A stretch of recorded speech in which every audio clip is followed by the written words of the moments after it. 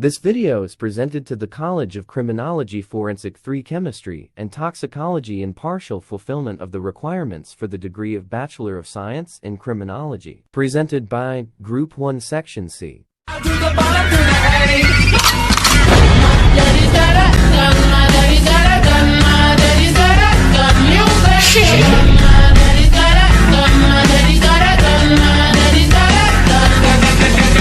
After the crime scene.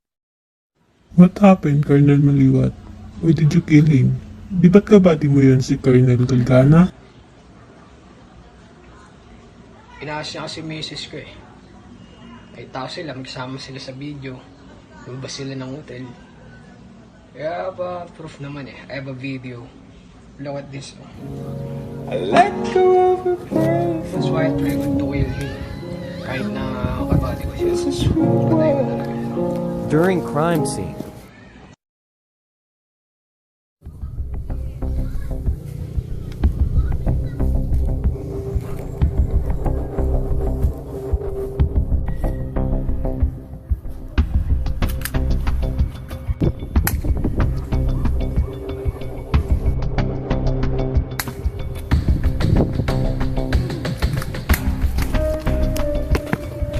Different blood stain and pattern.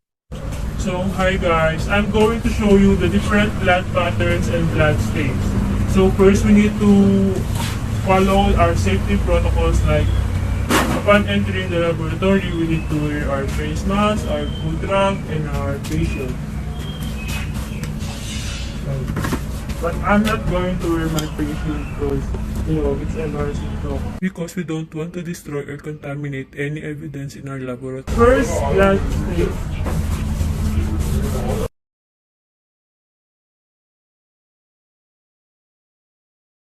Our first blood stains is this. The impact. We classify it as either high, medium, or low velocity. Analysts first look at the shape of the stain.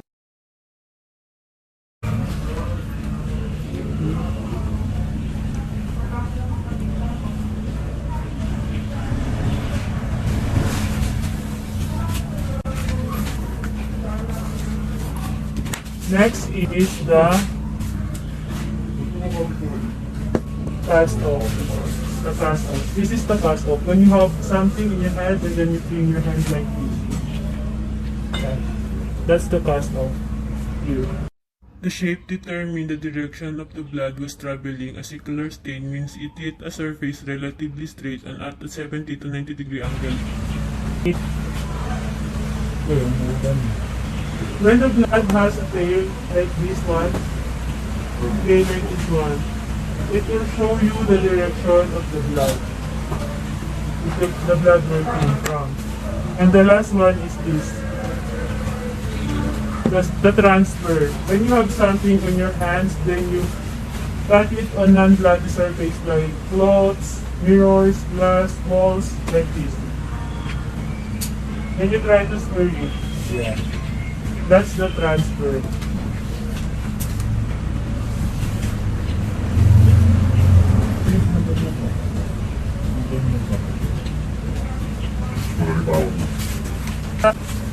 That's three different blood stains.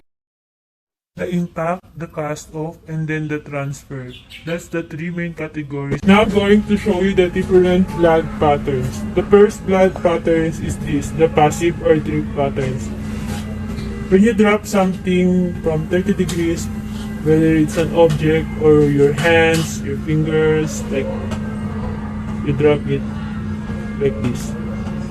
That's the passive or drip pattern.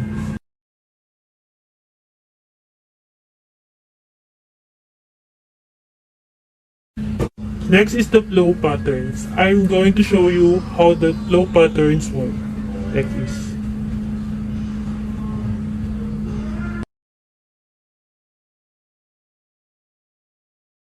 That's the flow patterns.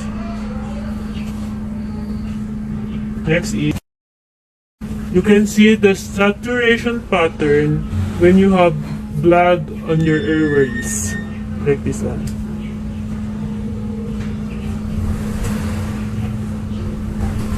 That bubble.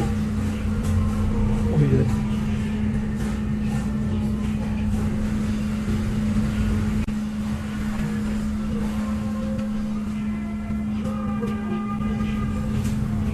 right ahead.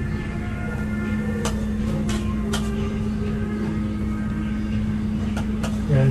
That's the saturation pattern. Next is the pooling pattern.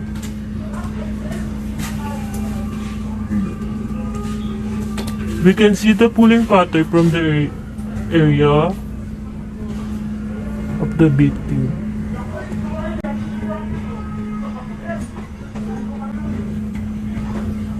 Where he or she had the blood or hit the most.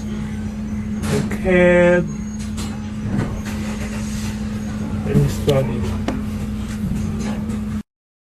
It's the transfer pattern. I'm going to show you what is the transfer pattern. Transfer pattern is when you have something on your hands or your foot, then you put it on something like non-bloody surface, like this one. Transfer pattern.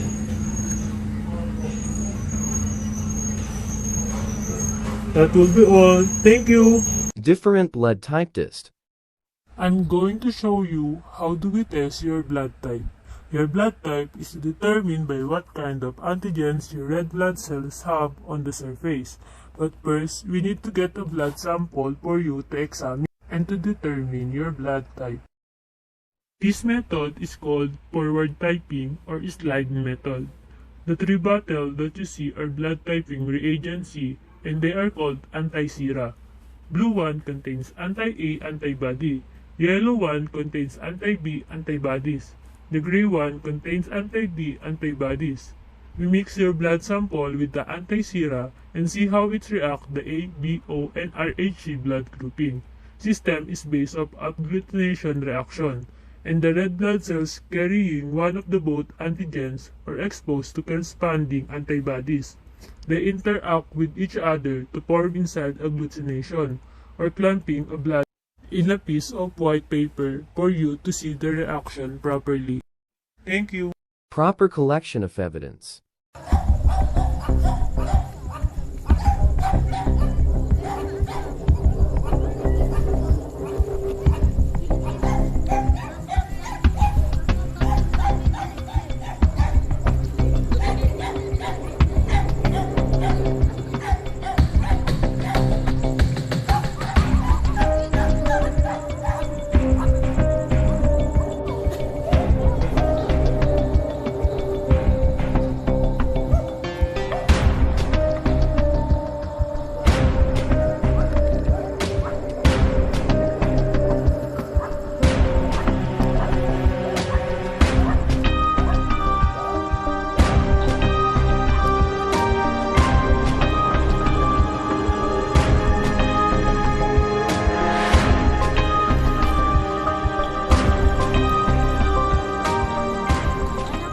Proper preservation of evidence.